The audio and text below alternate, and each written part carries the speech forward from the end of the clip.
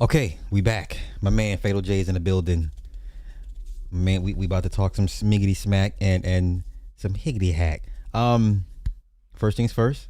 How's your summer kicking off? Hey man, my summer's going good. I just want to say this though. Yeah. My man, when he met Wesley Snipes, did he really call that man Mr. Pipes? Mr. Pipes. It's an honor to meet you. Wait. Did you sleep with Flower Tucci? Did you sleep with Cherokee? You know what? Let's go there. Let's go there. There's clearly a there's clearly a disconnect or just a delineation between online and real life, and Yeah. you are outside that space, that rhetoric, that circle. How crazy! Now, mind you, that was 6 years ago. Okay, but Yeah. to you on the outside looking in, how just cringe? Oh no! Before I don't even put nothing in your head, what did that look and sound like to you? I come from the day and age where if I wanted the magazine, the Playboy magazine, I'm gonna get the I'm gonna get the PlayStation magazine. I'm gonna get the Double XL magazine, and I'm gonna put that Playboy right in the middle because I don't want to be seen. You know what I mean? So this day and age, when I see people like that, just putting it all out there, Yeah, you know, yeah. and putting this man on the pedestal. Did you sleep with Cherokee too? I'm like, come on, man. Back in the day, we used to hide these things. You know, I remember adult actors and actresses were shunned in society. they were, they were. This is the Eh, day and age we live in, though. You know, Okay, but what does that say to individuals that I guess it felt like it was pedestalization? It's like, oh wow, I'm living vicariously through you, through your movies and stuff, and that be here to be able to speak with you. Like, is that normal behavior to you? when he told that man, "I like that scene in so and so movie," the way you open up, I was out, man. I was completely out. This is a grown man talking to a grown man. My gosh, diabolical. That's That's why diabolical, man.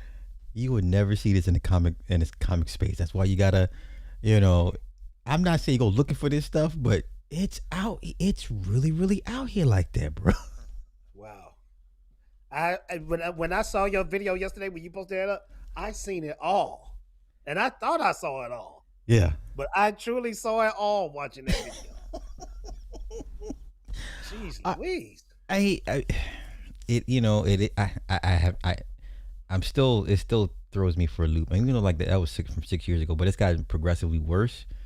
Yeah. Now it's just but like you said, I remember those people would hide the fact that they did that stuff. You just have if you caught them on camera, cool. But 9 times out of 10, no one's going out of their way to come on and talk My about. uncle, my uncle had the VHS tapes, and they was blank. Okay, for a reason. They was for a reason. you know. I, when we met up a while back, we talked about men in education. You're an educator. I'm a coach, and I want to kind of go down that rabbit hole with you about the impact of men in education, lack thereof. Where do you see it going? So, briefly, how did you get into the educational field? I'm gonna be honest with you. I got into the education field because of my mom. Okay. I had a terrible job before working for the school system. And my mom was like, I know you hate this job. She said, would you like working at a school? And I said, I'll give it a try. And man, I tell you, that first year that I Hmm. worked at a school, it was mind blowing. It was really mind blowing. I give you an instance. I worked at this school. I worked at the elementary that I went to as a kid. Wow. And a music teacher, she was she was my music teacher. She used to put me in a lot of plays and all that type of stuff. And I worked. My first year was her year of about to retire, and she said, Fatal J, can I tell you something? And I said, yeah, what's on your mind? She said, I just want to apologize to you. And I said, apologize to me for what? She said, your generation? She said, I thought y'all was bad. She said, but this generation here, she said, y'all was angels compared to them. She said, this generation is the reason why I'm retiring. And Oh she said, I'm wow. not looking back. Yeah, she told me that. I tell everybody this, man. I tell everybody, I say, if you are weak minded, Uh-huh. don't work for the school system. I have seen people have strokes. I'm talking about, I seen it. Have strokes on the spot, heart attacks on the spot, pass out, smooth, cold, like flop, like face plant, hit the ground, pass out because they couldn't handle a classroom. Yeah, that's that. Hey, you ever seen the movie Lean on Me? Yes. It's that. It's that. I tell people, you know, when I try to train these coaches, and I'm like, people talk about, yeah, I can work with kids. No, you can't. I don't think Okay. the average person has no earthly idea of what it require from you to work with children. Yeah. Yeah. Um, and then what I'm seeing also is a rise in behavior issues, mainly autism and whatnot. And I don't think the awareness is where it needs to be, and how to teach these people how to deal with these children. Can you speak to that? Uh, I treat the game like and I hate to use this expression, but I'm gonna use this expression. The way that I conduct myself in my classrooms Mm-hmm. is um in a situation if you was in the same room as a hungry, vicious lion. And I tell new teachers, I tell them this, I say, what would you do if you was in a situation where you was in a room with a vicious, hungry, bloodthirsty lion? Would you get on that lion's level? Or will you come from a place of authority like that lion tamer and you stay calm, stay stern, and let your rules be known? You know? Because animals, and not saying children's animal, I'm using Mm-hmm. this as an analogy. Mm-hmm. When you come from a place of authority and sternness, you can get that vicious lion or that vicious bear or vicious animal to respect you or earn that animal's respect. Mm-hmm. These things are possible, you know. And I take it back why I have that analogy in my head is because that same first year when I worked for the school system, um, this woman she brought her service dog to the school, and they brought the service dog to the library, Mm-hmm. and I seen something just really blew my mind. This getting all this in the first year of me working in the school was mind blowing to me. So I was watching a woman trying to talk to the children about a service dog, about the service dog, and I was looking at the kids. Now the service dog the whole time he's just like this, didn't bark, didn't stick his tongue out, did nothing. He was just straight, just like this. The kids, oh, it's a dog. Can I touch it? Can I rub on it? You know? And I thought to myself, I said, this is a simple beast. This is a beast. And it is conducting itself better than human children. And a light bulb went off in my head. I said, it's something to that. It's something to that, you know? So then I started thinking to myself, I'm going to treat this situation as training animals. Now, back to what I'm saying. I'm not saying kids are animals. Now, some people out in the chat, you might be saying they are. But I'm just saying it's something to that. You know what I mean? We have to Yeah. train them because I'm going to be honest with you. At their homes, they're not being trained. Right. You remember when we was coming up? Thank you, ma'am. Please. You're welcome. Yeah. They don't get that at home. They don't teach the simple things at home. They don't even teach the stuff like pick that up with a fork. No, they grab it with their hand like L- savage beasts. Lunchtime is the worst. You see the lack of just food etiquette. Lunchtime for me is the worst. No matter, it doesn't matter what grade they are. I just it's like you said. Sometimes it kind of the animal side comes out. Lunchtime is like a bomb, a nuclear bomb go off in the cafeteria. But You wait, know, I have a bunch of little kiddos that don't know how to open their milk cartons, and I have to go around helping them open because their dexterity and finger core they can't open the milk cartons. now think back when we were kindergarten. We didn't have nobody helping us. No, Tying our shoes, walking down the street by ourselves. When we was in kindergarten, when we was in first grade, we memorized our mom's number yeah, and our grandmother's number. yeah. I'm asking kids these days, what is your mama name? You know what they tell me? Mama. I said, that's a gosh darn shame. He said, "No, mom." My gosh. Well, for me, I've I've reduced this thing down to basically we have to unlearn these kids what they learn at home, and then do it all over again the next day, and the next day, and the next day. Oh, let You me ask you. Go ahead. you right. No. You exactly right. It's just like the movie Lean on Me, the way he just had to redo the whole formula. And then I have to give it to China. You know, I know these are secretly our enemies, but what China do with their children, they train their children a whole month with no education side, Mm, just behavior and manners. interesting. They teach them for a whole month this stuff. That's why when you look into those schools and you get a good glimpse of Chinese schools, them kids is just like this learning. You know what I mean? Hmm. There's something to that. So, what was the moment for you that you realized you're making an impact, and you decided to say, I'm gonna come back and do this. Uh, I went to a football game, a high school football game.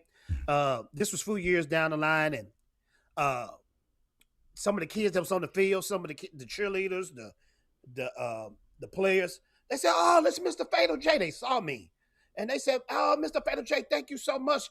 And I said, "What you taking me for?" They said, "You was mean, but we needed that." And I knew what they meant by mean. Mhm. You know, I was stern with them. I didn't back down for them, but I also respected them and I loved them, and they really appreciate that. It made me feel like a star out Yeah. there because everybody was looking at me and stuff, and the kids was real hyped up to see me. And I said, "Okay, I'm making a difference." They still remember me, Mhm. after years on down the line. So that felt pretty good. That felt pretty good. And what I like about it too, they keeping me up on the latest slang. Okay. Okay. Cause what the freak is 6'7"? I didn't. What the freak is that? They keeping me up on that stuff. They the ones that put me on to Casanai, and I didn't know these guys. Okay. Uh, uh, uh, what's the boy that run real fast? I show I show speed. speed. I Yeah. I didn't know about them guys. So I like that I'm giving back. I like that they teaching me new slang and new stuff. Okay. Do you think the black community does no longer wants to give back? Because I'm sure you've seen the rhetoric. Black boys are failing in this. They're last in this. They need the most help. But yet everybody talks it, but I rarely ever see it. Brett, what you mean? Well, What I'm you don't asking: see? do our people we don't want to give back? Is that Do you see that? If you ask me, does the black community give back enough to future generations? I would say no. I would say they leave them to fight, defend off for themselves. Oh yeah. You're right. What is our motto? When you turn 18, get the freak out my house. Yeah. Now, when you got other cultures will tell you this: stay as long as you need to until Mm, you figure out this thing called life. And that's what I admire about the Hispanic family. Really, the Hispanic family is really the last hardcore traditional family. okay, talk about it. Uh, yeah, because Man, you might have 1,000 mother freakers living under one roof. But the cool thing about them living under one roof is just one person paying each bill. And then think about it, in a year time or 2 or 3 years time, everybody is at a position to where they can have their own house and own car because they still have that strong family traditional side to them. But with black people, you 18, get out, so I can live my life.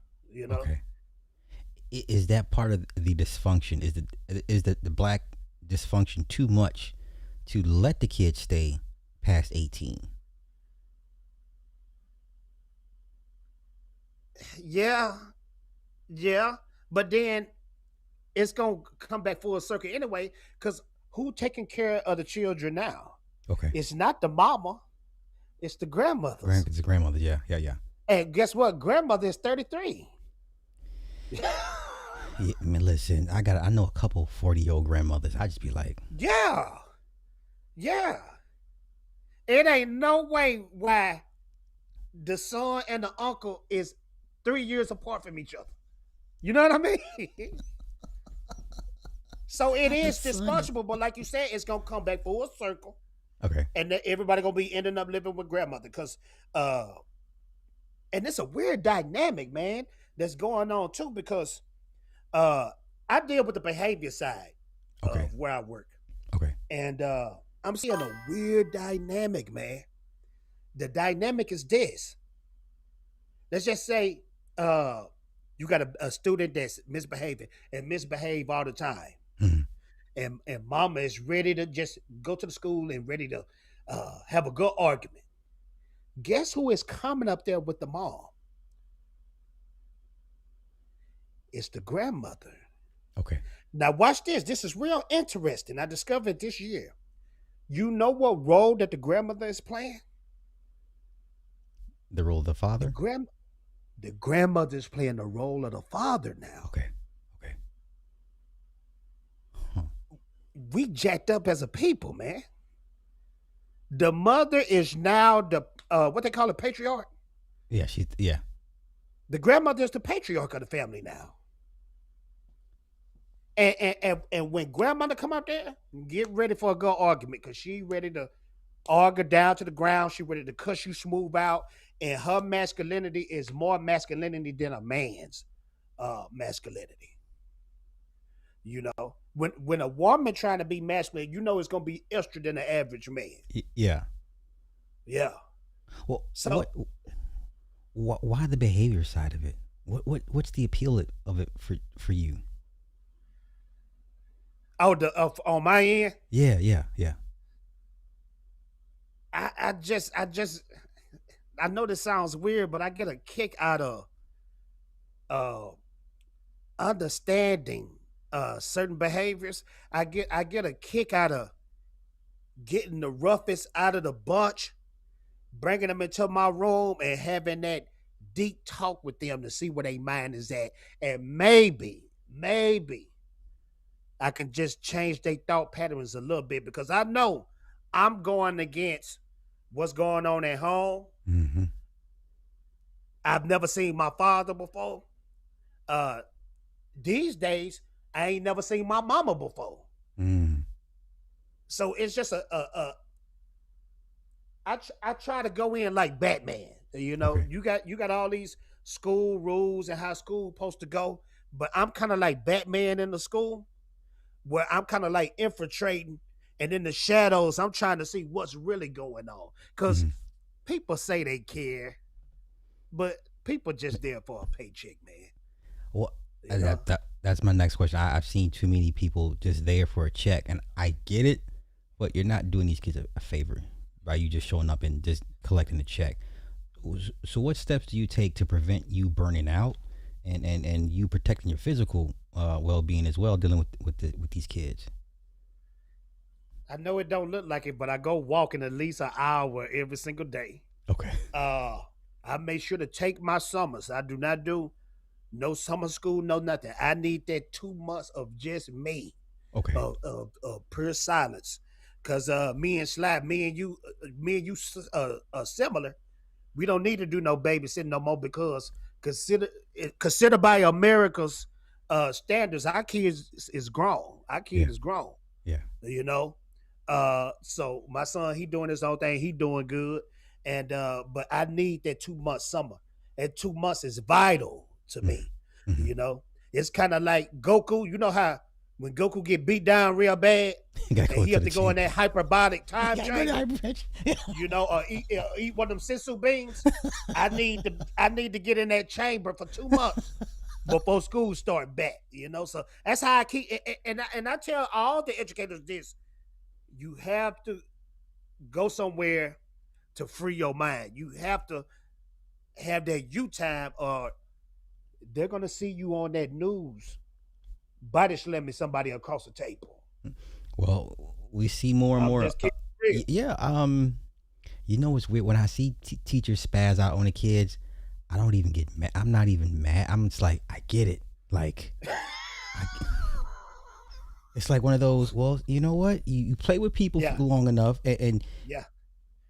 okay, what do you think could be implemented to help curb that? Because growing up, we never heard teachers, kids, students going at it, and now it's just, you can't go a day without seeing some footage. What is the educational system not doing? I'm gonna let you know. Now, I don't know if you're gonna disagree or not, but what was something we was getting back when we was The going to school? SWATs, yeah, the SWATs, Yeah, yeah. yeah. And guess what? They weren't bull corning with them swats. Hmm. When you get them, you're gonna get them. Cause I never forget. I was going in, and my kindergarten teacher, I'd never forget this. She laid me across her lap, pulled up my little Superman drawers, and gave me a good old wedgie, and gave me 3 good ones, and I was good for the rest of the year after that. You know. Now I know a lot of people disagree, but those paddles, and then think about it. Can you remember back in the day our principals used to walk around with the paddle? Do you Yeah, remember that? yeah, with Or maybe tape that's just a around it, Texas thing. yeah, yeah, yeah. I used to have principals walk around with the paddle, and that was all I needed to get myself straight in the classroom. You know, you Not little know. Jay acting up in class. I was terrible, man. I ain't gonna lie. My mom had like I wasn't, but I was, man. Yeah. You know, Well, yeah, I see these kids, and I wonder, man, how was I? Did I give these teachers any grief? And yeah. And I'm gonna tell you what else too that's really vital. The parents, the parents can be a gift or they can be a curse. okay, I think it seemed like when we was younger, it was a really a good relationship between teachers and parents. I can remember my mom being at the school for everything, man. And mm, the only time I see parents now is when they ready to jump on somebody, ready to go off on a teacher or a principal or something. So mm, that needs to be strong, man. That teacher, the parent community, it needs to be a community. Teachers and parents should be really like the best of friends. mm. Because we all trying to make this kid successful. We all trying to make this kid successful. So I think those are the two things that's missing in But do school. you think that's the goal nowadays of the educational system? I don't think so. I don't think they're trying to churn out the best mind. You know what I'm saying? The best individuals. I just don't see that. But what say Now, you? I'm gonna say this, so I won't get myself in too much trouble. Okay. It's all about that. You know, it's all about head counts. You know what I mean? Okay. That's what it's all about, man. How is Government your funding. You know. how is your state with with the funding? Because out here we're getting a lot of programs cut slash because of funding cuts. Are you guys going through the Oh same thing yeah, as? Okay. oh yeah, that's happening down here. I think it might be an agenda going on because I heard like private schools and stuff, Yeah. they're getting funding. Public schools are not. So what that tell you? It says a lot. Mm. And then So I keep hearing these boys and girls clubs, they days are number two. yeah, yeah, They days are number. yeah. Wow. Hmm. It's crazy. It's rare that I get to have these talks with other another man, and because Yeah, I'm surrounded by women, and the men that I yeah. It do ain't that work. many of us. Okay, so let me ask you: is it a natural thing for women to go into education? Do you think that was the natural path, given that they are the first teachers, they're the natural nurturers of kids, or should that dynamic change a bit? Because I can remember a few years back, there was this whole push for more black male teachers, and these schools were giving out a lot of big money for black boys to come in and say, hey, major in education, we'll pay for everything. We just need more black male teachers. I don't see that anymore. But how are you seeing it? Well, believe it or not, uh, when schools, when schools first started in America, it was nothing but male teachers. That's right. Yeah, it was male teachers. And hey man, it's something dope about us, about urban people, urban black males. When we become teachers, we just relate. We we we know what's going on with them. We know how they thinking. We know what they watching. We can get on their level. You know, we definitely need uh more urban black males to be teachers, because it could be very influential for the students. But I just don't see it happening. I don't see it I don't being see it worth happening. it for those coming into the industry. For what? You're underpaid. Yeah, underpaid. Yeah, 30-to-1 class size ratios and combative parents are like, where's the incentive to do this? Yeah, It's weird that with my kids, I've noticed they like to don't want to let me down. They push a little harder. They go the extra mile. It's kind of like, yeah, coach was proud of me, and that's beautiful. But I yeah, want to be there. Now, for the average yeah, person that doesn't want to be there, it's just like I'm just your babysitter kid. Really, I'm just tolerating you at this point. Um, do yeah. do you see that dynamic ever changing once you're looking at the current climate of the educational system and where it's going? If the current climate, if it continues the way it's going, you're going to see less and less. And I ain't talking about just for black male teachers. I'm talking about for anybody, because a lot of people are thinking now, as bad as these kids are, and as terrible as these teachers are, I mean, these parents are, it's not worth it. It's not worth my health. And it's not worth the pay. So why am I in this? And it's like you said, Sly, uh, you do it because you love it. I do it because I love it. Mhm. You know, I try to play Superman and really try to help change at least one kid life. Because if I did that, I don't did my life work. You know, Okay. I don't did my job. Okay. But the way things are going, it's just gonna continue getting worse. It's gonna get worse. Let me ask you: those that talk the talk that they always bring up the plight of black boys and whatever and whatnot. I never see them on the front lines. Um, I would ask, do you even volunteer? Do you even try to mentor? It's too easy to come on this with the microphone and be like, black boy stats are in the toilet, blah blah blah blah blah. But I rarely ever see, and I see more black men having these conversations. I'm like, but I don't see y'all out here. Don't see them. Don't see them. And look, me and you, we the real superheroes. We the life changers. You know what I'm saying? Just because you don't see us on TV, now you see us on YouTube, but just because you don't see us on TV or nothing like that, we the game changers. You know? Yeah. We the ones making the difference. But these people, oh, these black boys need this. Shut up. Because all you're going to do is go home, eat a ham sandwich, and keep it moving. You Yeah. know? Yeah. Um. So yeah, when I see people talking like that, I just roll my eyes, man. Yeah. I roll my eyes. So, do you are you do you remain an optimist? Sure. Sure, but I mean, I'm also a realist too, and Okay. it's just not looking good. It's just not looking good. That's why I try my best. Because as long as I'm like Michael Jackson, I'm looking at the man in the mirror and I'm trying to get him to change his ways. Now, when I first started, I admit it was a paycheck, but once I started getting deeper into it, I said, okay, I need to really try to help these children, Hmm. especially my black boys and Hmm. my black girls too. and my white ones, and so on and so forth. But let's keep it real.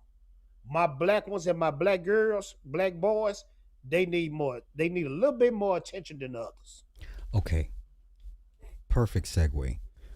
For me, when I see little black boys that I haven't dealt with before, I kind of have to do like a double take, or I have to like I take a deep breath. And like I have to seriously decide do I want to engage this boy or not.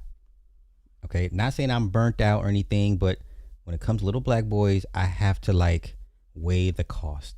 Is the pros and cons? When you see little black boys you haven't engaged with, and I don't mean little, but just black boys in general, do you do a double take? Do you pause, or you actively say, "I see one, I gotta go get him. I gotta go interact with him right now." Uh, yes, and then, but I look at myself as Yoda, okay, and I see potential in a lot of them, but then some of them is like Anakin, they far too gone, Okay. So I have to do what I do to keep them out of the situation of spoiling the bunch. Now I tell everybody, I said, look into this crowd of kids right here. I said, you got your future doctors, your future lawyers, and then on opposed to that, you got your future drug dealers, your future murderers, your future gang bankers. That's just life. So when I see that Anakin out there, I say my piece, do my job, but then at the same time, I have to keep it moving. You know, Damn. hey man, What? that's like Anakin, man. Anakin What? couldn't get help. Well, you know what? I want to tackle the Anakin thing because I think the Jedi were at fault. But what is too far gone for you? What does that look like? What does that sound like to you? Uh, when you give choices, when you tell them the consequences of their behavior outside of the school, Okay. the consequences in the future, uh, you try to do things differently with them, opposed to the regular way of students, and they just not trying to hear it. And every day, this is a consistent thing of them not trying to hear it.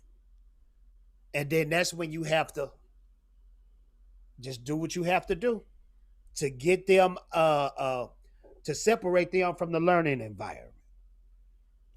You Let know? me play devil's advocate. So whatever I say, well, what about the success stories when you see you hear the stories of the little black boys that kept messing up for years, and yet one day kind of turned it around and became a success story? Does that not change? Do you still be like, nah, this one's too far. I can't with this one. Uh Because people I've love to bring seen up because people love to bring up those those type of stories where this kid he was so bad in and out da da da da da, and he look at it, he turned it around. I'm just like, that's not good enough. yeah, and that's rare too. Yeah. It's really rare. It's really rare. I read this. I read this book from time to time. I read it at least once a year. It's called Outwitting the Devil by Okay. Napoleon Hill. Okay. And Napoleon Hill, he like that little boy that keep getting in trouble. He called that hypnotic rhythm.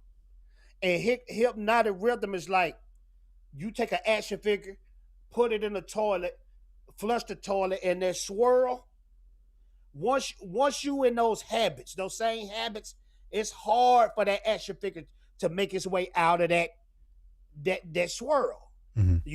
And that's how I look with the kid. If I don't put all I can, to an extent, I have to stop putting all I can into that kid. Because then at some point I'm wasting my time. Is that how society should treat these children, or pockets of society? Okay, should you either as society give up on the child completely and just get ready to receive him in a jail cell, or certain sectors of the society say, okay, you guys can't handle it, we're the last resort, we'll take them, like we're the break glass in case of emergency. I'm just to blow your mind. It's not society's job. Okay. Okay. It's the job is the parent. Okay. Because That's that same old stupid saying, but it's true. They didn't ask to be here, you know. So if you're doing what you're doing and your kid pop out of you, I think it's your job to show them the moral way or the right way to conduct themselves as a human being, you know? Hmm. Because all kids do. I tell kids this all the time, okay, when they acting up. I teach, I say this to a kid. I said, you can learn, you just chose not to. And I'm going to give you an example. When you was a baby, Sly, who taught you how to talk?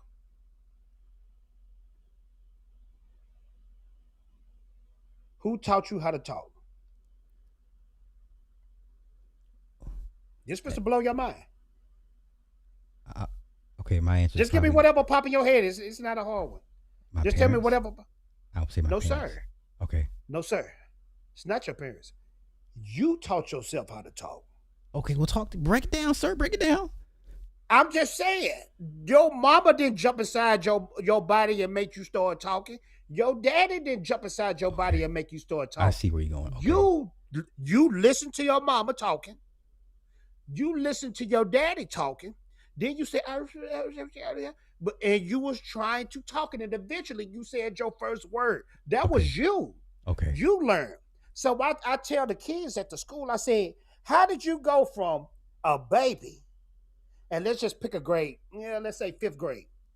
You get to fifth grade and you chose to stop learning, and instead of learning, you chose to act up like a baby. So what you doing is going backwards. The baby you was willing to learn and open to learn, but the fifth grade you say I'm done with life and I want to go back to being a baby. That was And deep. when I tell them Okay. that they just like this, you know, it blow their mind, you know. I wasn't ready for that. Okay, you went all Kanye on me. I was like, oh shit. Okay. Okay. Hey man, I've Okay. been doing this for 11 years, man. Right, I've been doing. man. I can tell. Shit, I can tell. I can tell. Yes, sir. Yes, sir. Okay. How has your job helped you relate to your kids, or has it made you help make you a better parent? It really has, man. It really has. Is I don't got out of that urban thinking, the Okay. way to raise a child, Okay. and I really listen. I listen. I do more listening than telling, Mm-hmm. telling you what to do. Cause Mm-hmm. think about it, in urban people houses, all they doing is telling their kids what to do. Now, don't get me wrong. As parents, you do tell your kids what to do, but how many times do we sit back and just listen?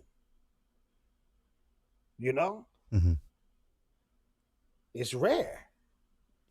Should future parents be managed? Should it be mandatory to work in a school system, to work as a coach, to work as a volunteer, to see? Should they have to actually work or deal with the schooling system to get a better grasp before they become parents? Or you know what I'm saying? Like some countries, you need to go to the military for 2 years. Some countries, you should do this for 2 years to help better to be a better productive citizen in society. That's a good idea, but I think parents need to learn to be parents. Okay. What I mean by that, it's a lot of parents don't know how to parent. They don't know what good parenting look like. Like I think they should go to parenting classes. Okay. A lot of people just don't understand how to be parents. What does that look like though? What does a good parent look like? I'll give you a small example. Taking your kid and giving them the iPad and letting them be the babysitter, that's not good parenting. Okay. Fair enough. And I mean, that's the iPad is the parent now. You know what I mean? Uh huh. You know, that's why you have guys like Mr. Pipes, because you, you sitting up there on the cell phone and on the iPad 24/7. Nothing is hidden from you. You remember when we was coming up, we had to search for these things, Yes. like really deep dive for this stuff. And sometimes you may not ever find it. Cause I remember, and I hate to use this example, but remember when the R. Kelly popped up on the internet? Yeah. The R. Kelly The first tapes. Yeah, yeah, you yeah, had yeah, to yeah. really deep dive to find that. Yeah. Yeah. You know? Or you knew the bootleg man. If you didn't know the bootleg man, you had to go on LimeWire or You Kazaa had to and go to really. LimeWire. Yeah, And yeah. think about it. LimeWire gonna take you what? About a whole hour to download a whole video? And And then sometimes that video ain't gonna even download. or you had to So get in that's my line in the point. queue. But Yeah, yeah, now the yeah, yeah, kids yeah. now the kids now they can just do, and it's boom. It's there. You know? Okay, but isn't that the natural progression? The more technological the society becomes, it's just it's a should you be shocked at this point that the parents use the technology to help raise the kids? I'm shocked that they're doing it. I'm shocked that they're using it. Man, you have situations where kids get so mad that their parents tell them to get off the PlayStation that they delete their parents Yeah. because they totally desensitized from just hours of just watching whatever they watching or hours of being on uh Call of Duty. Call of Duty. I think Call of Duty has done irreparable damage to It's kids. done I don't. damage to our society, man. Damage. It's done damage, man. And I mean, that's just a small example of what I mean by parents just need to really take time. Remember just the small things. Remember we used to watch the Cosbys and Yeah. they would all sit down and eat together? Yeah. The Yeah. small things, man. Yeah. I Sit can't. down and watch a movie together. Right. Right. That stuff is vital, you know? People don't sit at the table and eat together no more. Now, with my family, we make sure to do that every Sunday, but we don't do that throughout the week, even Mm-hmm. that, you know. Mm-hmm. Mm-hmm. And then think about it when you eating your food, little Johnny, how did you do in school today? How your grades looking? You want to know what they life is all about. Mm-hmm. You don't get that no more. Everybody on the PlayStation, everybody on the cell phone, everybody watching love and hip hop, you know, just Well, buffoonery. it's funny that we're having this conversation and we got Toy Story 5 coming out exploring that very concept, technology versus the old toys, and how Yeah. the kids are immersed in it. I guess the only thing for me, the only good thing I would say with the technology is, like you said, the kids keep me up on the slang, the trends, the newest drugs, what they're doing, the newest behaviors, whether I agree with it or Yeah. not. Without these kids, I'm clueless, and now I Yeah, know because what I to look had to out for. suspend the kid 3 days because he said when I see him, I'm gonna pull out the blicky. And I said, dang, what's the blicky? And when he explained it to me, I said, you got 3 days suspension, man. You got 3 days. You got to go home. And you lucky I'm giving you 3 days because really that's you going to alternative school. Mm-hmm. I didn't know what a blicky was. He said, I'm gonna That's a pull out pretty the blicky. that's a pretty old term, you know. I wasn't on that though. Okay, I wasn't on that. You know? But this was see, a year ago. When did Blicky come out? That's been older than a year. that's a way older than that's old. That's Blicky Okay, that for must be me. East Coast though. Yeah, that's 90s. A Blicky, Toaster, Ratchet. That's Um, right. That's right. yeah, That's right. yeah, I guess it's coming back though, because the young generation seeing it now. yeah, Okay, yeah. because I know Everything we New York say toasters, hammers. yeah. Uh, okay, okay. Yeah, yeah. I mean, TikTok has recycled all of the old societal TikTok is the norms. new destroyer too now. Yeah, yeah. I mean, I have sent so many kids home doing TikTok dances, like in the bathrooms and all that type of stuff. They don't even put school cell phones are banned in my school. Okay. Yeah. So TikTok is another destroyer. And ain't it funny that TikTok is used in China to educate, but in America, TikTok is used for buffoonery and useless information.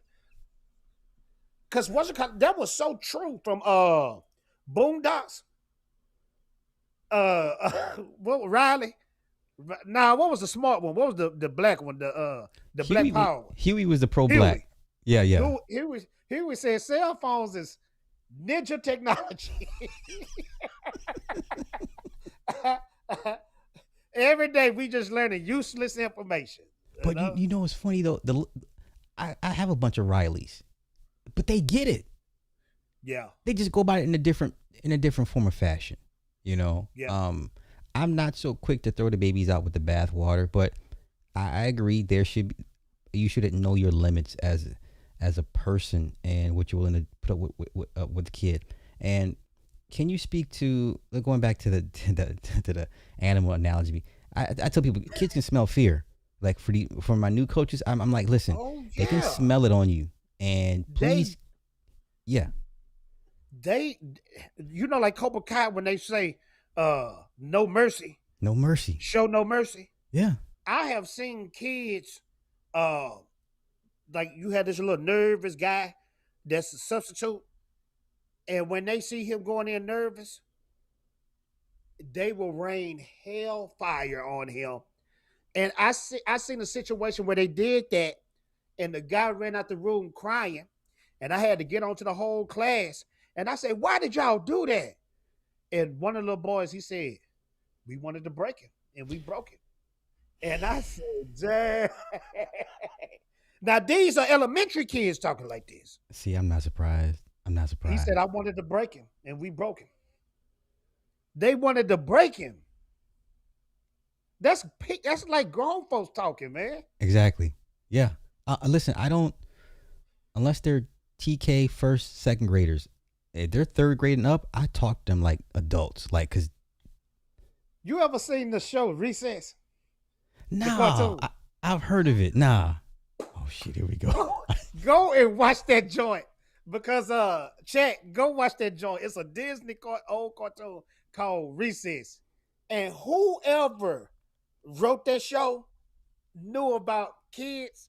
And the funny thing about it is they got like it's different sects of, and when I say sex, I'm talking about SECTS. Yeah. Okay, it's different sections. Like the kindergartners are like just wild savage animals. Okay, the fifth graders like the cool kids, and you got your nerds and all that. But the kindergartners, I don't see kindergartners bring down teachers, man. Kindergartners. They're so blunt and upfront with they don't have no tact. No, they don't know what tact, decorum. They don't know what that is. They just like, your breath stinks. Why is your nose hairs long, and why is your hair? I mean, just no filter. But sometimes I hit them back, and when I say hit them back, I throw it back at them. You ugly, got to. You know. Like, look, you got. And then when I do that, they like, you can't say. I said, well, you can't say that either. You know, what you mean? That's crazy. That's crazy. I'm gonna have to check that out. I've heard of it. I just never watched that joint. Whoever made that cartoon, they worked at a school. It's no way they didn't work at a school. Yeah. And they just show you the mentality of kids when you watch that show. Very entertaining little cartoon. It's called Recess. Last question before we transition. For society that wants to shun the bad kids, I say that's a mistake because, like you said, it comes back around at some point. God forbid you have to deal with a kid that was discarded by society, and he's angry and he's violent, and he sees something that you have. Now you don't know this kid, you never impacted this kid, but society said we're done with you. And at some point, somebody has to have some dealings with this kid. What do you say to that? I still say, man, it go back to the parenting. Let me give you an example. It was a kid that he was giving everybody the blues, full blown cussing, ripping stuff off the wall. He never did hit nobody, but he was just real destructive. Flip tables over, break stuff.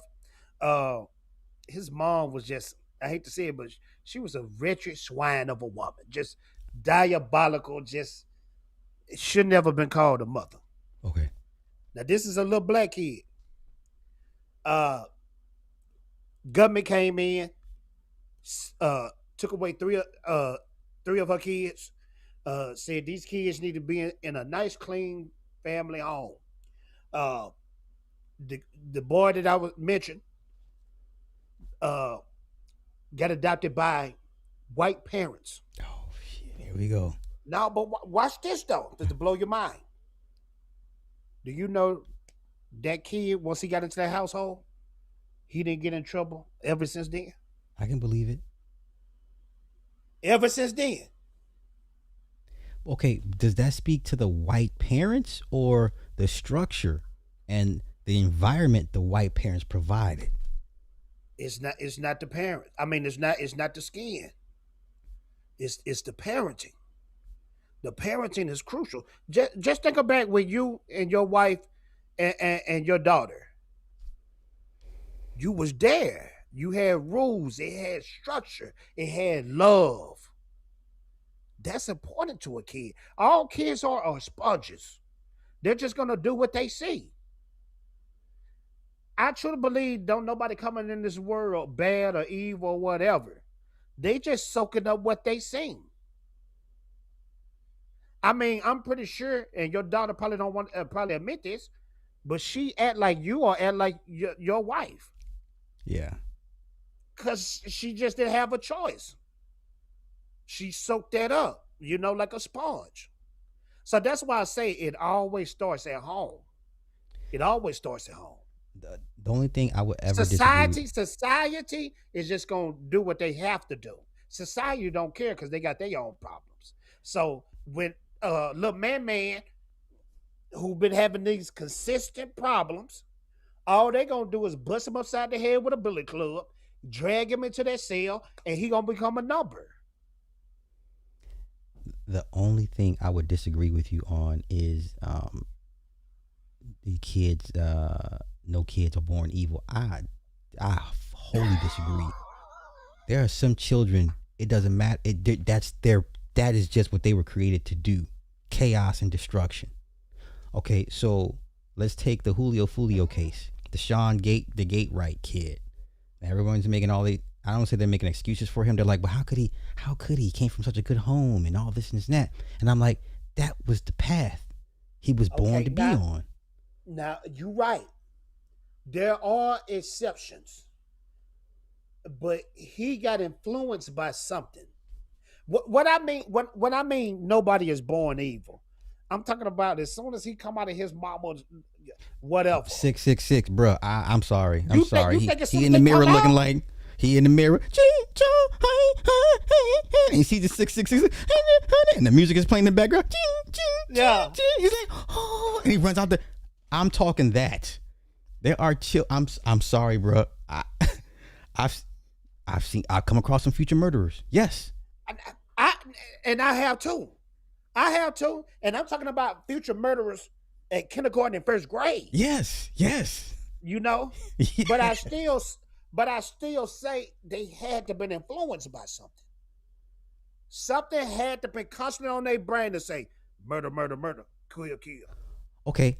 You know what I'm How about saying? okay? How about a predisposition? And once they get exposed to a certain element, that predisposition kicks in, and then there's no going back. Is that fair enough to say? Yeah, I can see that too. I can see that too. Something could click because you're right. You got to think too. Genetics can play a big role in certain things too. Hmm.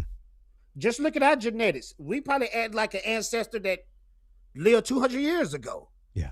because that's just in our genetics. I was doing something the other day that I didn't even know my dad did, you know, because that's just in me. But I still say yes, you have your exceptions. But I truly believe that kid needed to be influenced by something Okay. before they turn that way. So when you see the still image of him on the hood of the car with the rifle, You know what Who I'm you talking about? The saying? kid Julio Yeah, yeah, Fulio? yeah, yeah. The Sean Gatewright kid. You And know, then they got that other little boy too. You know that other little boy that was killing people. Uh, yeah, Tupac was doing an interview and they had him on the wall. Remember when Tupac was in prison? that's What was right. that little boy name? Um, That little boy was killing a lot of people too. Dang. Chad, what was that little boy name?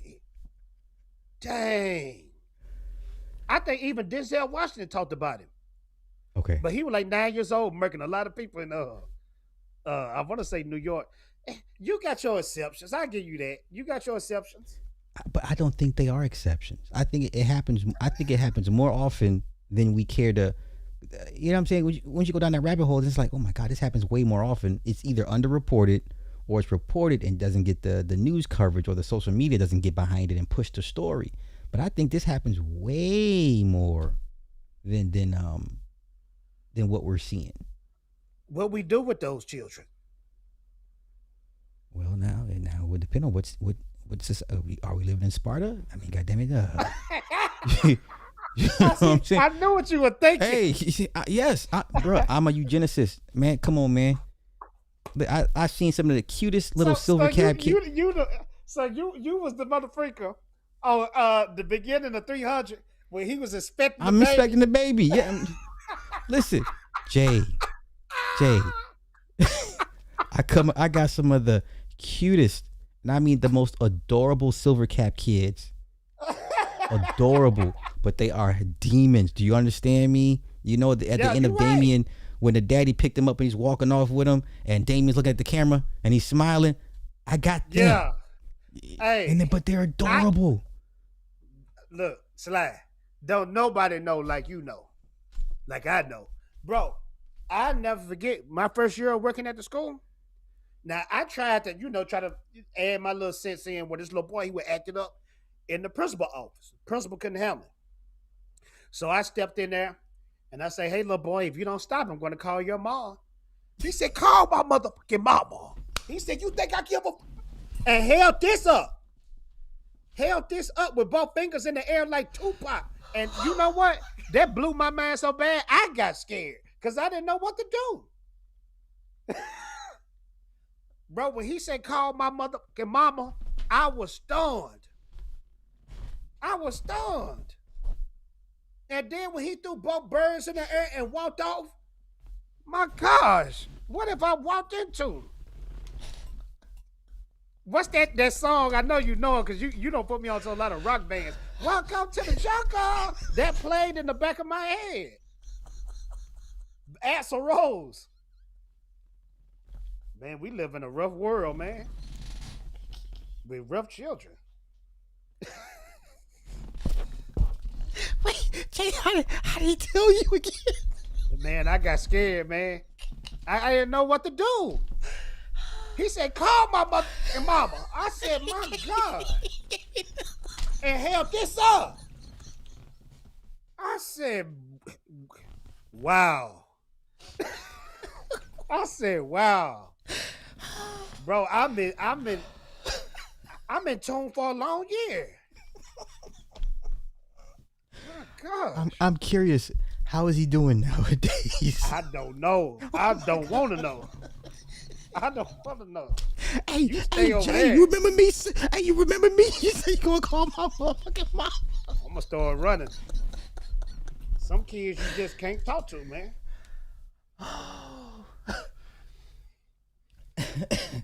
Okay. Is it safe to say we seen it all? We seen it all working at schools, man.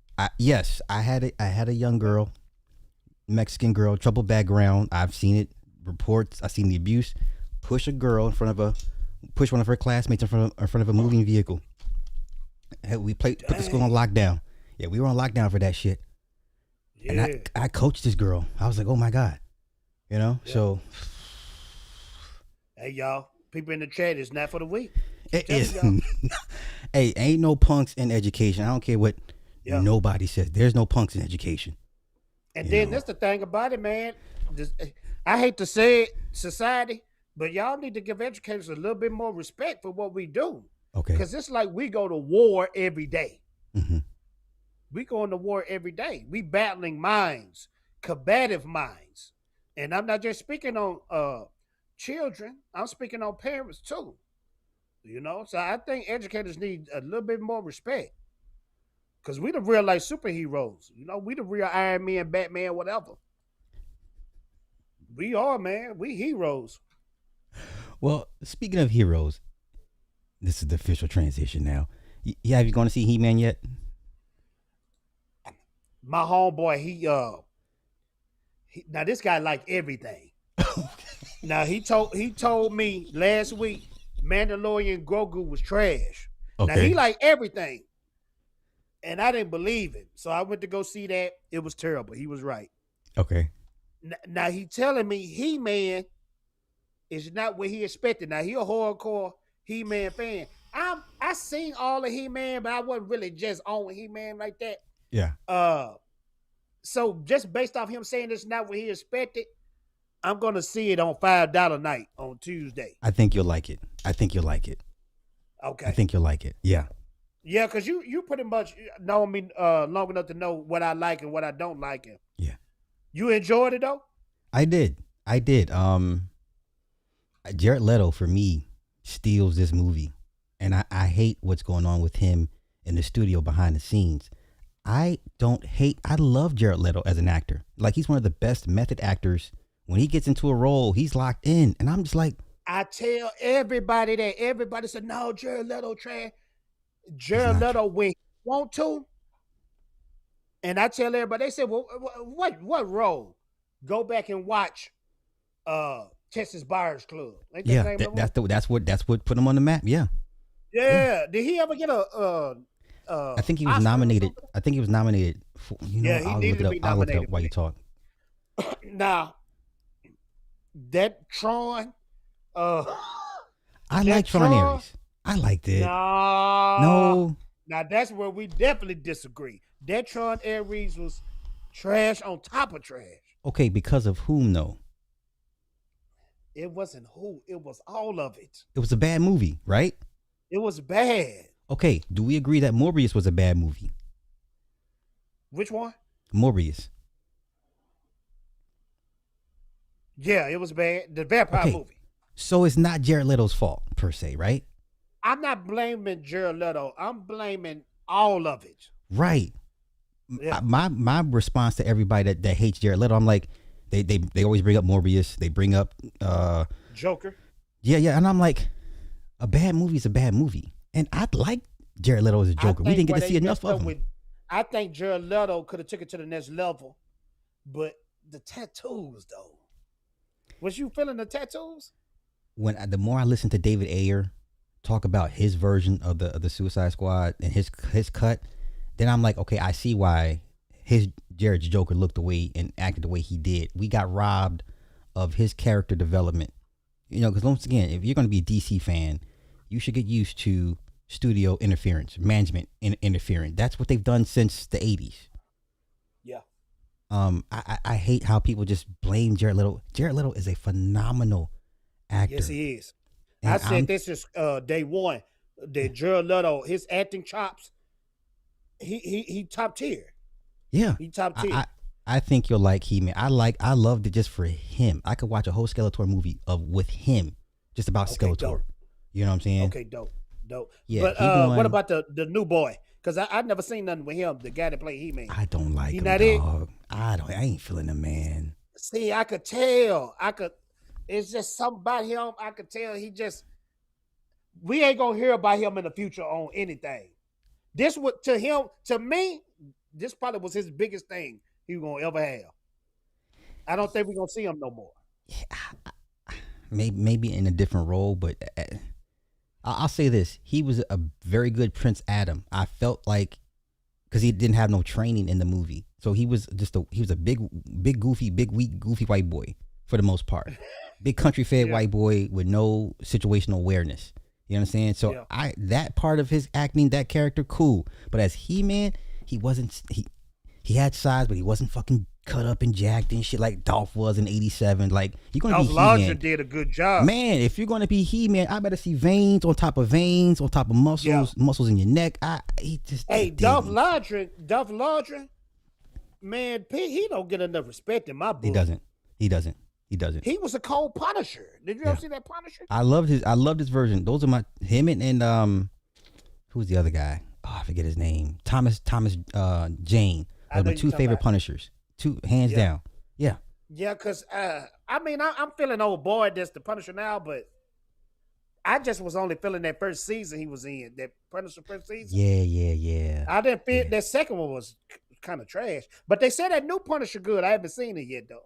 I've watched I don't know one episode. I'm just like I've seen enough of him. Like I like John Bernthal. He's cool. Like he can pull it off. Yeah, But if you're not gonna put him in an R-rated Punisher movie, which is why I kind of like Ray Stevenson only because it was R-rated. Ray Stevens.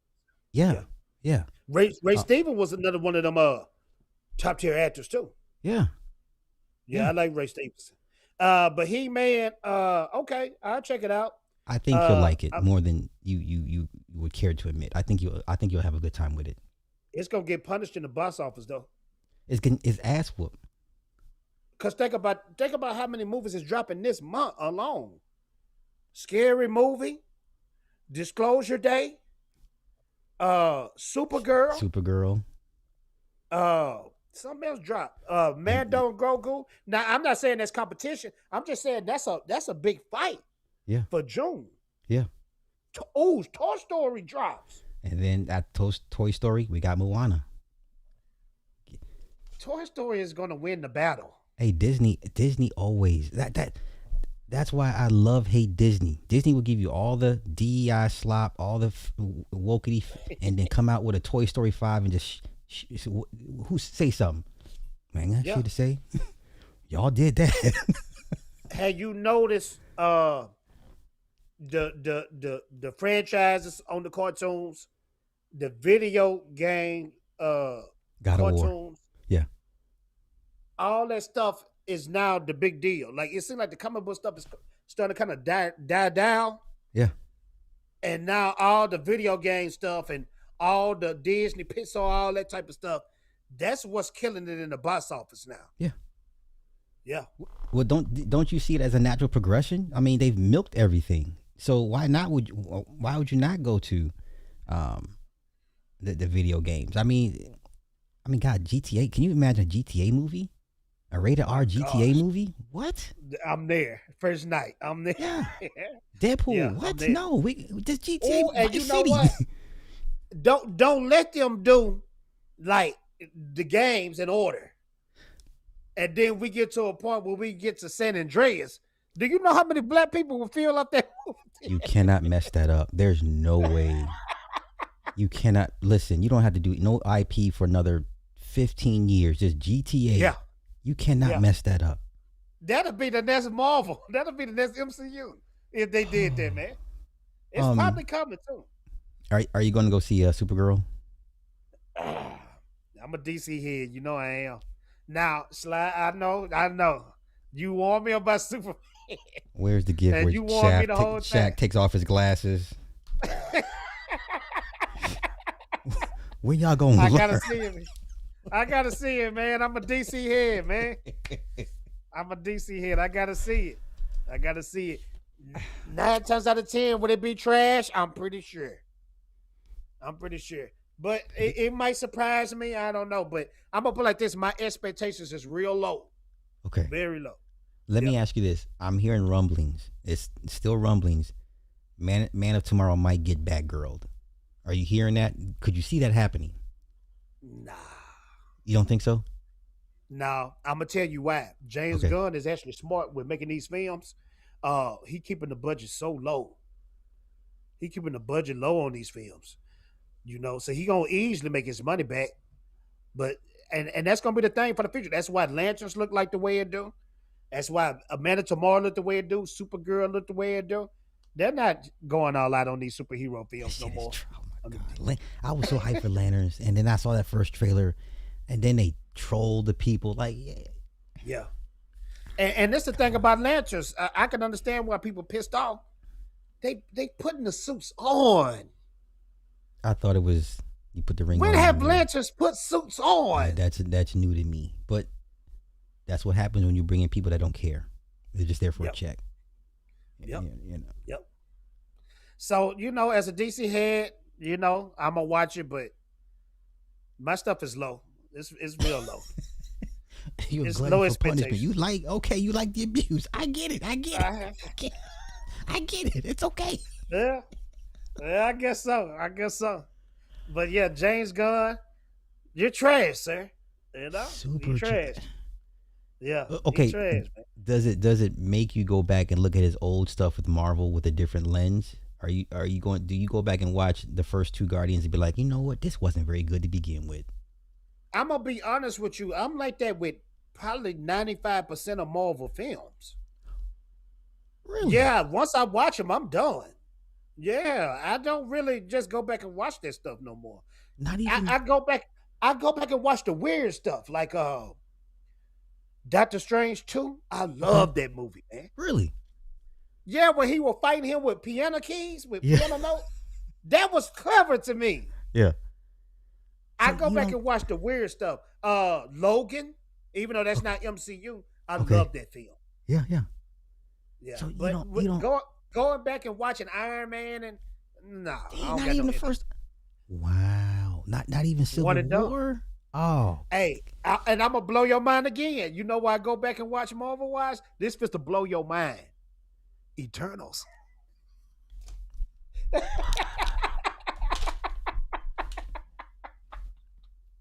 I told you, man. I go back and watch the weird ones, man. I go back and watch the weird ones. I'm Now gonna on have the to DC side of things, I go back and watch Man of Steel all the time. all I go day. back and watch. I go back and watch BVS, the director's cut Director's all the cut. time. Yes, sir. Yes, sir. Yes, sir. I Yes, go sir. back and watch Snyder cut all the time. Yes, sir. Yes, sir. But MCU, it just like Fantastic Four was a great film, but I I would never liked it. watch it again. Never I'd never again. watch it. Yeah. So is it more for if a movie has replay value? That's a to me is that to you the standard of a good or a great film if you can go back and watch it? But to me, most Marvel films, even the good ones, just don't have replay value to me. Not even Winter Soldier.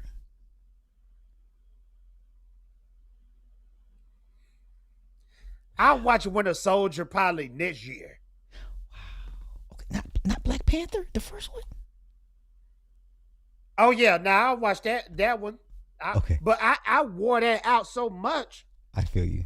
I don't care to see it no more either.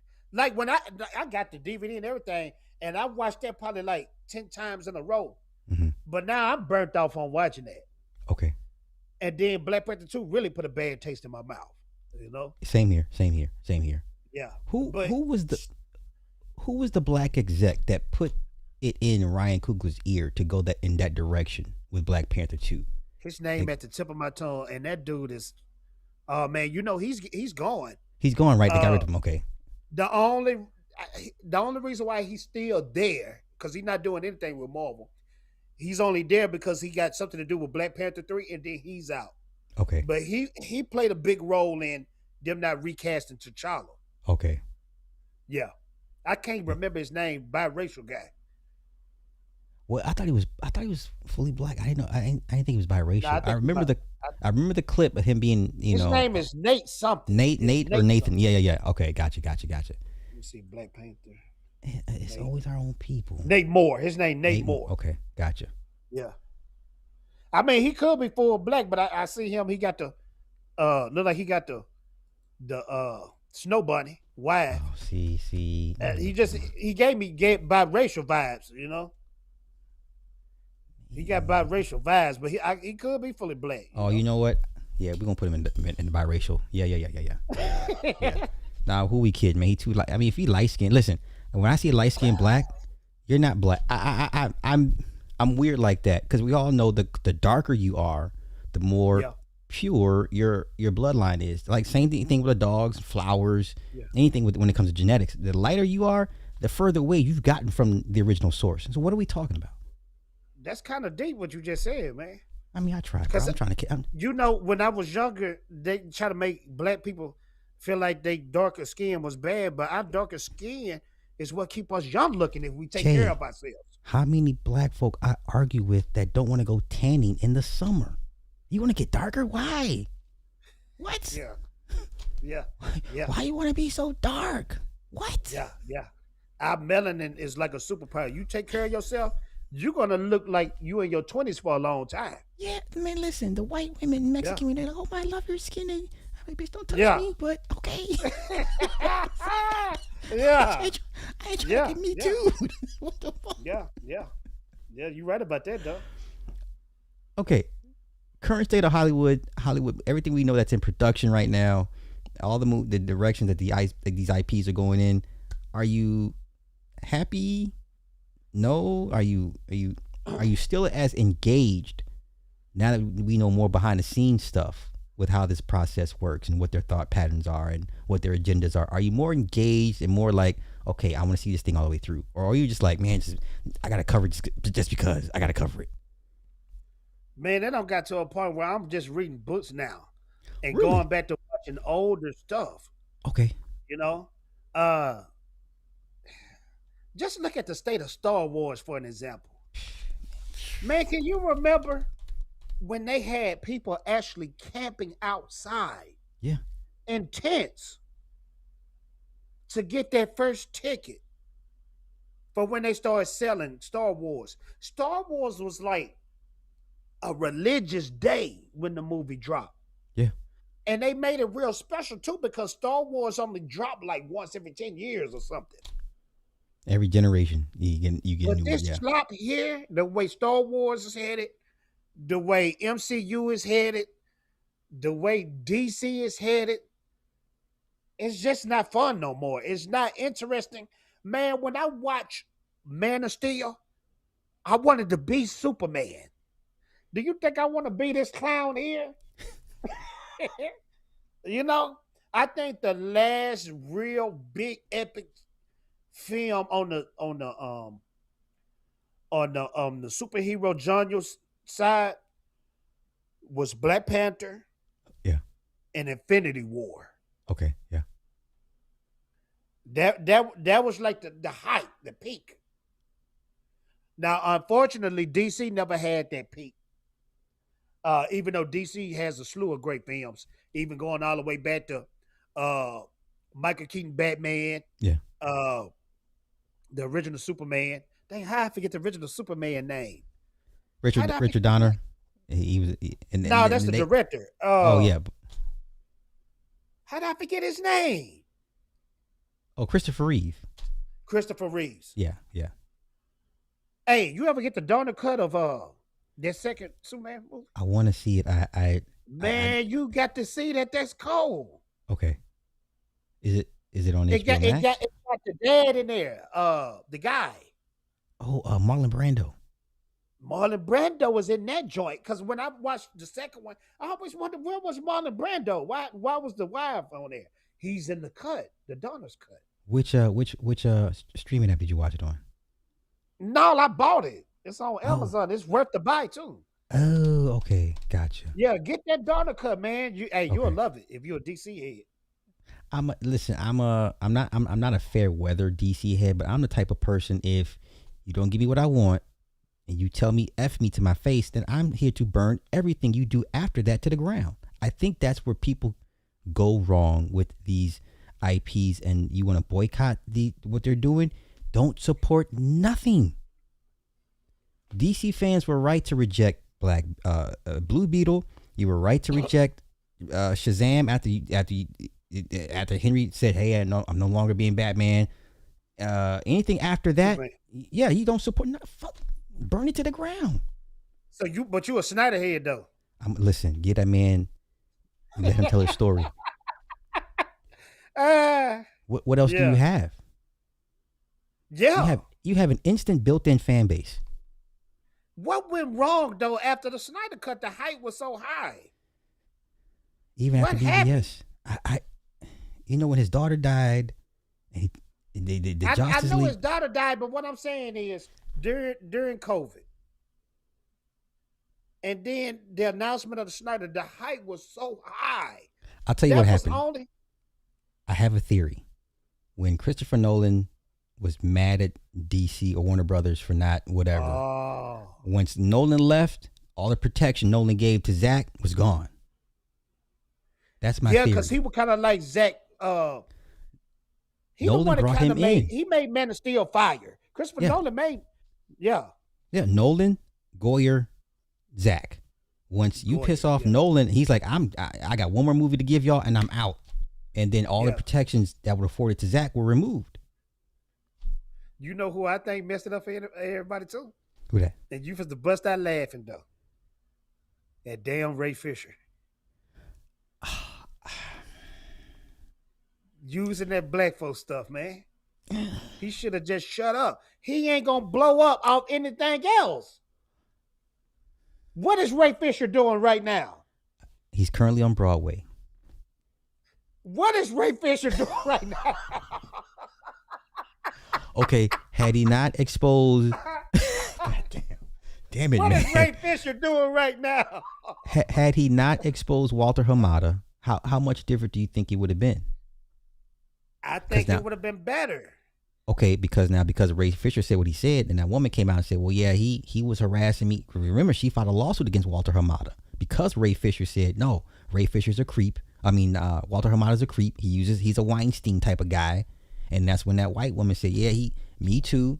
He was doing this to me. And she filed a lawsuit against Hamada right before he got out of there. Slide, let me blow your mind real quick and real fast. What was Ray Fisher accusing him of? Exactly. You don't know either, do you? I thought it was racism. We don't know why or what he was accusing him of. I thought it was a racial thing, honestly. But what was it? I don't know. Exactly. I don't know. Exactly. Because all that, what was the hashtag for Ray Fisher? Free Ray Fisher or something like that? And I'm sitting back thinking all these months, this fool ain't told us nothing. No civil suit, no lawsuit, no nothing. No, nothing. No sentence. He didn't say, because what the director was the guy that did the first Avengers and Buffy. What was his name? Joss Whedon. He was accusing Joss Whedon of improper behavior or whatever. Yep. But you never said what he did. I was waiting for months for him to tell us what did Joss Whedon do. And when they asked Ray Fisher, he know what he did. Bro, come on, man. If you just trying to come up, just say you trying to come up. So that's why I think stuff like that, Snyder Cut ain't coming back as much as I wanted to. Really? Think about it. Ray Fisher is definitely out. They don't want to deal with him no more. You can recast him. Ezra Miller, we don't know where that fool is at. Okay, wait. Let me stop you there. I like him as the Flash. Okay. I like him as the Flash. And that's good. But what I'm saying is, where is Ezra Miller? Nowhere to be found, right? No. The best Batman of all time. Now. Old as dirt. He's not too old. What? Have you Googled that? Wait, which Batman we talking about? I'm talking about your boy. My boy. Batflick. Yeah, okay. He ain't too old. What you talking about? Man, Affleck is old, man. Affleck is old. Affleck is done. Let me see. Look his age up. Type in 2026 Affleck. He is. And tell me, dude. Oh, shit, let me see his age. He's not too old, bro. I'm sorry. He's not. He's 53. He's 53. Perfect. Is done, man. Perfect. This is perfect. This is right up his alley. Affleck is done, man. Man, listen. When they leaked the script of the Batman Deathstroke, man, if you don't make this motherfucking movie, quit playing with us. Okay, let me give you another one. Gal Gadot is done. Best Wonder Woman ever. That first one was fire. That second one was hot boo boo, hot trash. I don't even mention 84. She's still the best Wonder Woman ever. Okay. Now, don't get me wrong. I'm not going against you. I'm just, remember I told you in the beginning of this stream, I'm also a realist. Yeah. My belief, what I think Snyder should go with is a Snyder Cut uh, a Justice League 2 or Justice League 3 highly budget animation with the voices of the actors.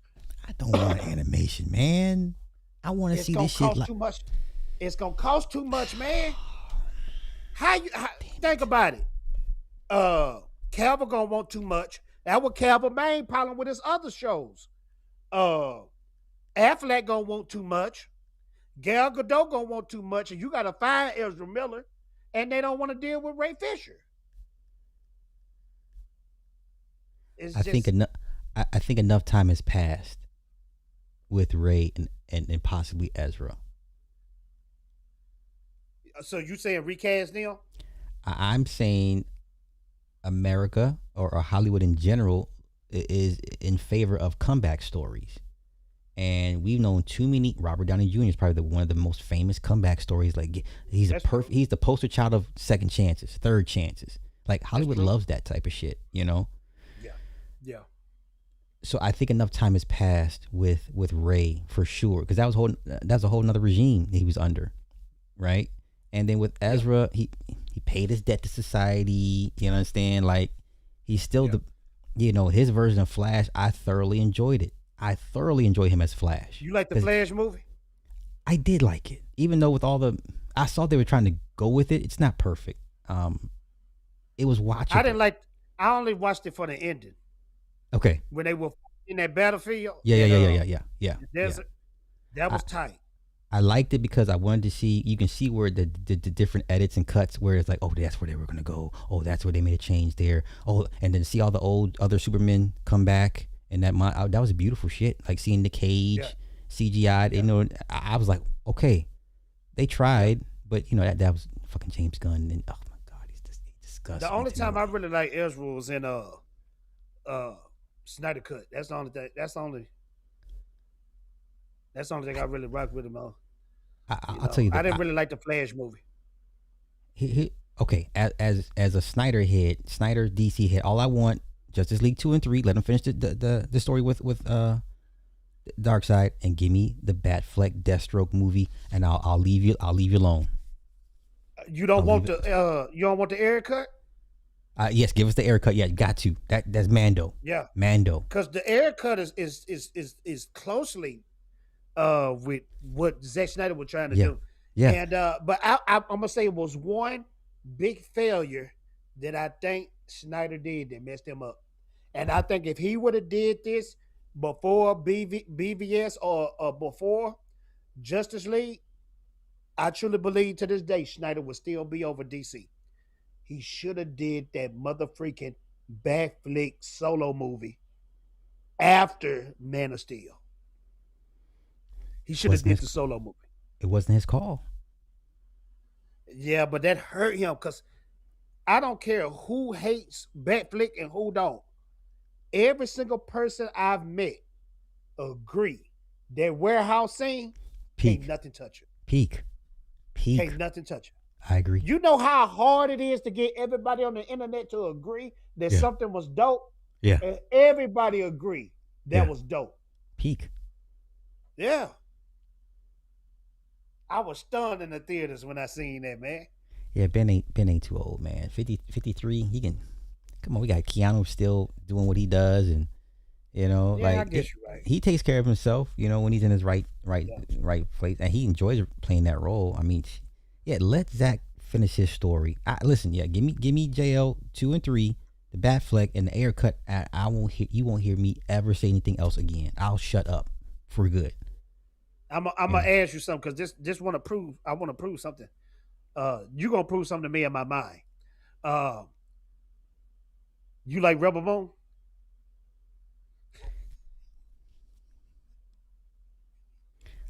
here's what I'm gonna say. I'm a fan of Zach. Okay. Everything he does is an event, and I will tune into it. But I'll be the first to say he needs a full time screenwriter on board to help him with his Yes, he do. stories. Yes, he do. That's why Man of Steel was fire like it was. Because he had Goyer, yeah. Nolan was attached to that Nolan and project. Goyer, yeah, yeah. Yeah. Zack, cinematography wise, nobody can touch him. Bar none. Writing, complete trash. Let's just keep it real. Let's I keep it like Army of real. the Dead. I wanted to see the Army of the No, Dead sir. universe. I wanted No, to sir. listen. Come on, wait. You didn't like Army of the Dead? No, sir. Oh no, are you for real, bruh? Bro, no. That no. Now I like I'm gonna tell you what I do like. Dawn of the Dead. Okay, Yeah, now Dawn of the Dead all day. Army of the Dead? No, sir. I don't never want to see that again. I will never see that movie again. oh, you're Ever. serious? Yeah. Okay. Now I'll tell you something I will watch again that I did enjoy. And a lot of people don't talk about this. The cartoon he did. Zeus, gods and Earth or something. Gods or something. Yeah. Yeah. I A lot of like people. that. Yeah, people forget that was him. Like people forget that. Yeah. Yeah. Damn, you didn't like Army of But the Dead? but oh, you know he doing you know what he doing now? Escape from New York. You think he gonna be able to pull that off? He gonna kill that shit. He gonna murder that motherfucker. He gonna knock that bitch out Man, the if he park. cause I like Escape from New York and Escape from LA. I didn't like Escape from LA. You I didn't? felt it was a money grab for everybody involved. Yeah. I'm a big Kurt Russell fan, man. Kurt Russell can do no wrong. But think about it. A lot of people don't realize this. You know how Arnold Schwarzenegger, most of his movies is franchise movies now. Yeah. Stallone, most of his stuff is franchise movie. Kurt Russell, a lot of his stuff is franchises. Do you know we wouldn't have Metal Gear Solid if Without it wasn't for Kurt Russell? yeah, That's being Snake Kurt Plissken. Russell. Yeah. Kurt Russell is Solid Snake. Yeah. Matter of fact, bring Yeah. him in for a cameo. Let him be the old Snake, and you got the new. Let the Snake Plissken moniker be like a James Bond. It's just the moniker. You're the new version now. You know, Yeah. and bring in Yeah. old man Snake. You know, I Yeah. think he's going to kill this. I still I can need see a it. full-time writer to help him with the stories, bar none. Yeah. Cinematography wise, it's gonna look beautiful. Matter of fact, I'm gonna rewatch it this weekend. I'm so hyped. You just make to- me want to go back and rewatch BVS because man, just how he made that movie look. Yeah. Look how he made Watchmen look. You know, as much as people down Snyder, why y'all don't down Watchmen? Because y'all know that was a masterpiece. I still argue with people that it's the greatest comic book movie ever made. I could see that. I could see that. If it's not the greatest, it's top 3.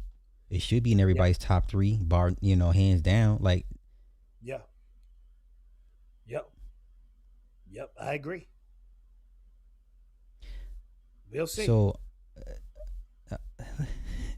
Okay, we'll be petty for about 5 minutes. The white boy's still upset. Why the white man still upset over Hollywood?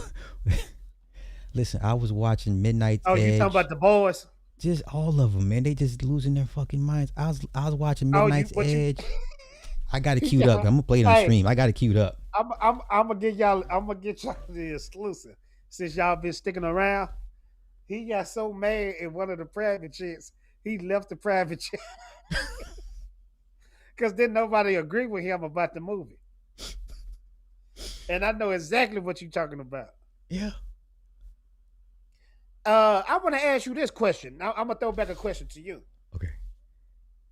Do you think that's how they really? Because I actually got a statement for this question. But do you think this is how they really feel, Yes. or do you think this is a character to make money? No, this is them. You right. Now, I was watching an old video from Tariq Nasheed, and he was speaking about white heroes. Okay. Okay. And he was saying that black people got actual heroes as far as your Malcolm X's, your Martin Luther King, Mike Tyson, Michael Jordan, Kobe Bryant, whatever. We got actual real heroes. But he said as far as whites, they don't have nothing to overcome. Okay? Okay. So they don't really need a leader or a real hero for adversity. So he said when it comes to these movie characters, they take this stuff real seriously because that's all they have to look up to. Mhm. And like when they do the race swaps, that really destroys them inside because they feel like this is something else you taking away from me. Yeah. So, what is your thoughts about that? Okay. I'm great question. You know what I've learned, I've noticed when it's a black person they like, they don't go as hard. So Yeah. when they see Idris play Heimdall, no, I take that back.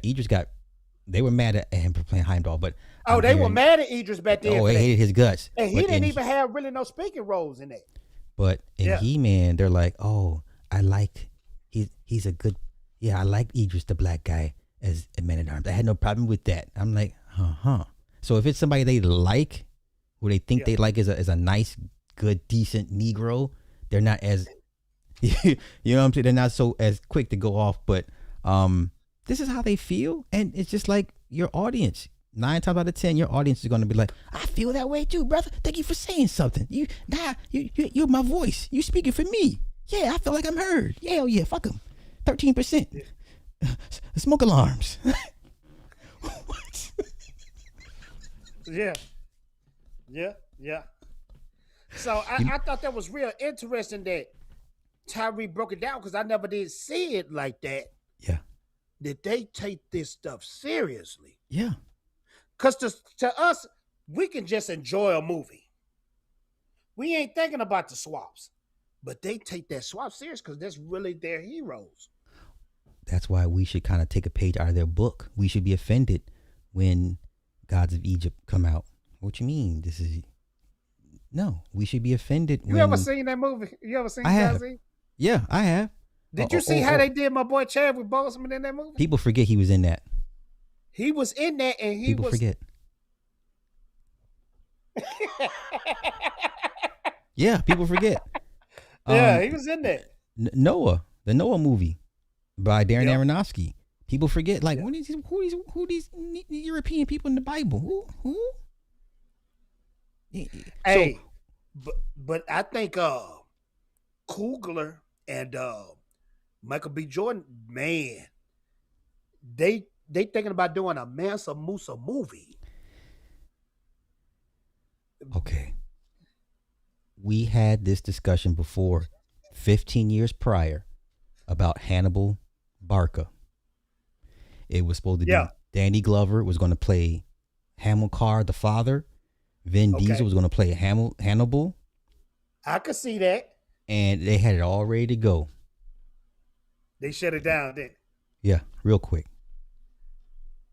If Coogler and Michael B. Jordan come out with that Mansa Musa They'll movie, never let it happen. you're gonna see neurotic Gary on a whole new universe of racism. The only way that thing gets made is if they do it with their own money. No studio in their right mind. Hollywood not gonna support that, huh? No. Because that's gonna be like Malcolm X, like a Malcolm X movie to them. Yeah, you would have They to. do not want to touch something like that. Yeah, you would have to get the Saudis to help you with that. That's what I would do. Man, because look here, a Mansa Musa movie, and if it's shot by Coogler and Michael B. Jordan, you know the story, the cinematography is gonna be fire. The acting gonna be fire, and that's going to expand the minds of blacks all over the nation. And I think it's like you said, they'll shut that down. Yeah. Because that's gonna be Black Panther times 10. Can't do it with studio money. Cannot. Yeah. You're gonna have to go. You like, can't inspire the minds of black people no, like that. you're gonna have to do like Mel Gibson did. Yeah. Pay for it out your own pocket and find other outside distributors to do it to distribute it. There's no way no studio is gonna ever fund anything like this. Anything. I believe it too. Yeah. I believe. Yeah. Yeah. Man, that's crazy.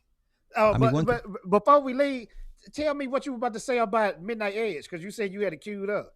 Oh, when I do this live when I come back. Oh, the He-Man thing. Oh my God, that old white man. Here I come, Elizabeth. I'm coming. That's funny you said that because it was somebody in the chat. I ain't gonna put people in the chat on blast, but they said, "Hey, bro, you got to chill. You old as freak. your blood pressure, I know it's high right now. Stop. This is not worth it. If you don't like it, okay. But what is you getting worked up for? I mean, who gave us a better rant than Angry Joe when Calvin got fired? 45 minutes of just pure epicness. Now he's a fucking gun chiller. Like, how do you flip flop like Well, this? Angry Joe is a plant though. He a plant. Okay, okay, Yeah, he a plant. I used to actually watch him back in the day when he had them little skits and stuff. yeah. But I should have known he was a. They fund him. You know the companies. They what's that other dude? Soups. Oh, it's another one. You know him, the Mexican boy. Bro, you stole just stole. We know it. Bladed Angel. Is that his name? Which one? Who is that? I don't know. I know. I follow him on Twitter. Well, I know of him on Twitter. The Ray Blade or whatever his name is. No, this dude called Soups. He a Mexican boy, and like he'll wear a blue shirt and it'll have Soups across it. You don't seen him before, and he'll be watching the trailer. He'll be crying, and you know, and that's why I say them Angry Joes and all them dudes. They paid off, man. Just like when we saw Homeboy Nerd Theory. Nerd Theory crying over that Raid trailer. Remember when that shit first came out? Was it the first? Which one is Nerd Theory? He makes the Star Wars skits. He makes the lightsabers too. Remember he got sued. I don't know him. But I know the dude that was making 1,000 Kathleen Kennedy's fired videos. You know, he would like predict the future, but you could tell it was him. Yeah. Coming up with that stuff from like just out of nowhere. Mike Zero. You ever heard of Mike Zero? I heard of him. Yeah, Mike Zero, boy. His lies caught over him to where he don't even do Star Wars news no more. He do he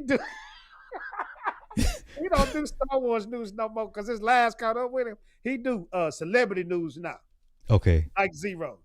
Yeah, getting back to your point with Tariq saying how important it, man, when you start seeing him cry over these trailers, I'm like, this ain't performative, man. Like these motherfuckers. So you don't think they see I guess I'm looking from a black point of view.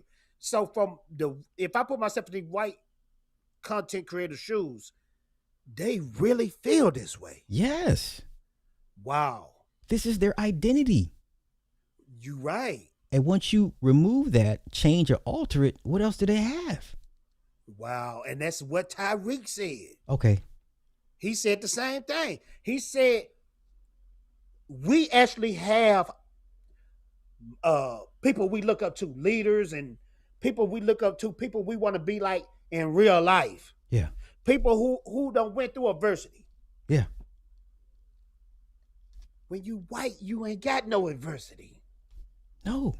So you got to look into fantasy for somebody to look up to. And they don't even want to see you in their fantasy. In their fantasy, black folk are not in space. Black folk are not stormtroopers. Black folk are, if you're going to be black, you're going to be a Klingon. You're going to be an angry Klingon. Yeah. What black elves? What the hell? A black dwarf? How dare you? Yeah. A black Targaryen? How dare you? Not in my fantasy, fucker. Yeah. Yeah. Space, Star Wars and space is full of all type of alien races, but it ain't no black people to be found. Black people. So no black goo aliens. We got black goo and alien.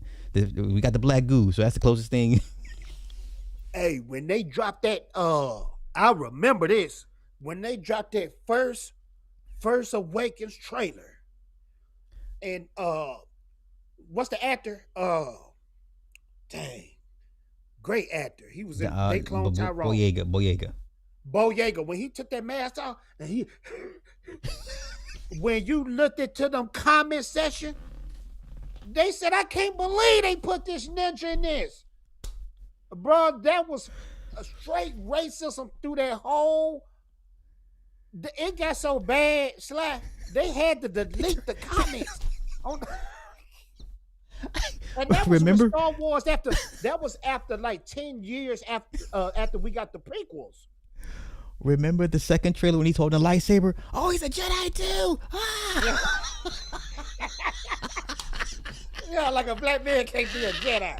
Yeah. Hey, they gave, and to prove my point, they was cool with Samuel L. Jackson being the black male. Yeah. It's like, I like him. He's a cool black. Right. Yeah. So what is it? Is it like somebody like Samuel L. Jackson, Idris Elba? they earn their respect. They're safe. I think they're safe. Ah, I think they're safe in their ah, eyes. not Okay, radical, not radical. right. Let's go. Let's go to Okay, God of War, Kratos. When they found out black men were the voices, what do you mean black men voice Kratos? Just wait a minute. yeah, yeah, yeah.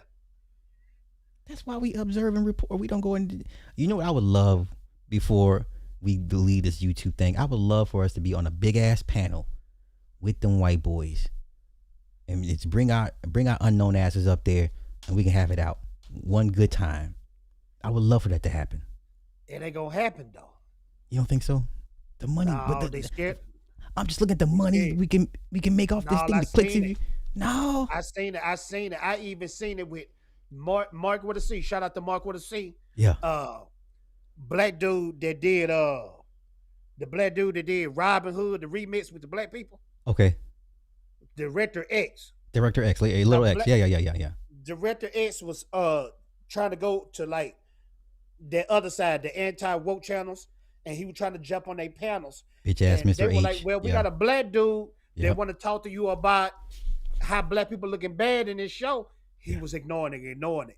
It took Flash, Yellow Flash, to sneak Mark with a C on that show to have a conversation with him. So if a black director don't want to talk to black people, I know the right directors or the white producers don't want to talk to us either. Yeah. You know what I mean? They don't want to. They don't want to. So we just stuck. At the end of the day, I tell everybody, create your own comic books, create your own books, and support it. There you go. We got the buying power. Didn't they say urban folks are the number one consumers? There you go. You know? Which is why that's why I teach the kids to segue this back to a full circle. Yeah. That's why I tell the kids, man, hey, support each other, love each other. You know, y'all the future. Yeah. Y'all can do it differently than what we did. You know? And on that note, my man Fatal J. Thanks for having me, brother. Always a pleasure, my brother. Yes, sir. Yes, Have a good night, bro. All right, you too. Yes, Peace. sir. Peace. It's my man Fatal J. A shout out to Fatal J. Please go follow his channel. It is. Oh, you know what? I didn't put it in the damn chat. My bad, Jay. Fatal J. Let me put his channel on the YouTube, y'all. We gonna come back and I'm gonna come back in about 30 minutes. Cause I ain't gotta go to work tomorrow. I ain't gotta go to work tomorrow. Let me put my man's. There we go. Shout out to my man Fatal J. This is his channel. Please go support as always. All right. I'm gonna get out of here. I'll be back in about 30 minutes, y'all. 30 minutes. So.